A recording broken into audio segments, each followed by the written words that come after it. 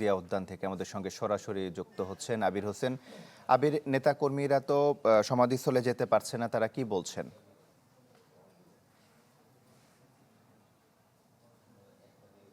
Max দেশের সবচেয়ে শক্তিশালী 52.5 এন গ্রেডের পিসিসি সিমেন্ট।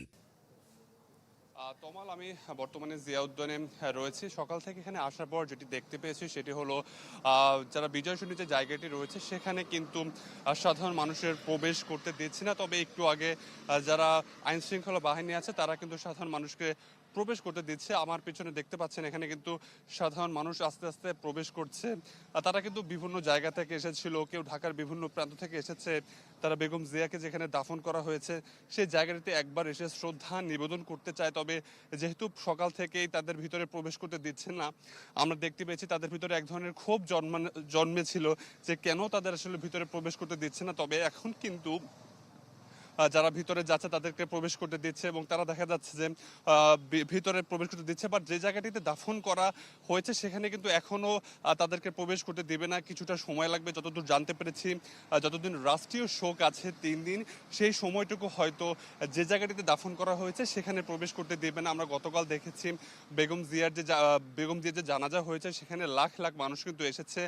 এখন পর্যন্ত কিন্তু মানুষ অনেকটা বেশি মানুষ এসেছে সেটা বলা যাচ্ছে না। তবে যত সময় যাচ্ছে, যেহেতু সকালবেলায় কিছুটা ঠান্ডা রয়েছে, মানুষ আস্তে আস্তে আসছে। তবে অনুমান করা যাচ্ছে যতটা বেলা পার হবে ততটাই মানুষ আসবে আশা করা যাচ্ছে।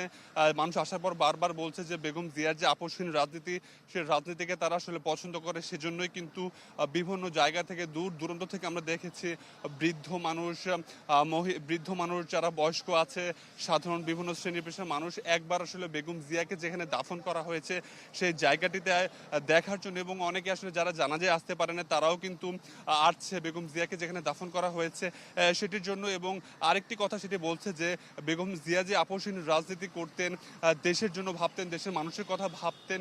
যেহেতু সামনে ত্রয়োদশ জাতীয় সংসদ নির্বাচন, সেজন্য তাদের আসলে কামনা হলো বেগম জিয়া যে আদর্শ লালন করতেন সেটি যেন বিএনপির যে নেতাকর্মীরা আছে সেটি যেন ধারণ করে, সেই আদর্শ যেন তারা পরবর্তী যে নির্বাচন আছে সেখানে তারা বাস্তবায়ন করে। তবেই হয়তো সাধারণ মানুষ বিএনপিকে যে ভালোবাসে সেই ভালোবাসাটা অব্যাহত থাকবে।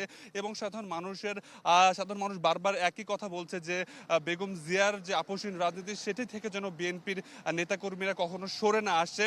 তো আমার কাছে জিয়া উদ্যান থেকে সর্বশেষ এই তথ্য ছিল। তমাল। আবির, আপনাকে ধন্যবাদ।